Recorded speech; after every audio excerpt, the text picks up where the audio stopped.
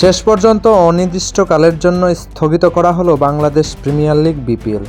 এমনকি আজীবনের জন্য বিপিএল নিষিদ্ধ হতে পারে এমনটা জানিয়েছেন বিসিবি সভাপতি আমিনুল ইসলাম বুলবুল। ঠিক এমনটাই প্রত্যাশা করছে ক্রিকেট ভক্ত সমর্থকরা।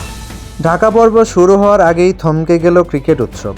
বিসিবির এক পরিচালকের করা মন্তব্যের জেরে ক্রিকেটারদের বিদ্রোহের প্রেক্ষিতে এই সিদ্ধান্ত নিয়েছে বাংলাদেশ ক্রিকেট বোর্ড। এতে ফ্র্যাঞ্চাইজি লিগের অসংখ্য ক্রিকেটারদের রুটি রুজিও পড়ল হুমকির মুখে। ঘটনার সূত্রপাত বিসিবি পরিচালক এম নাজমুল ইসলামের বক্তব্যকে কেন্দ্র করে।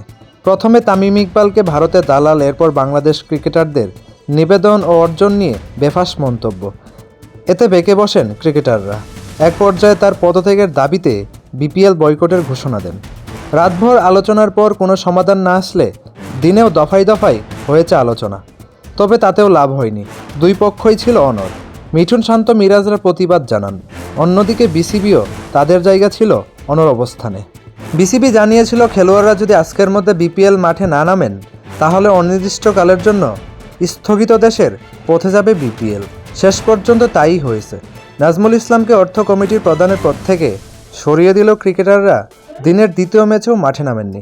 এরপরে বোর্ড সিদ্ধান্ত নেয় বিপিএল অনির্দিষ্টকালের জন্য স্থগিত করার।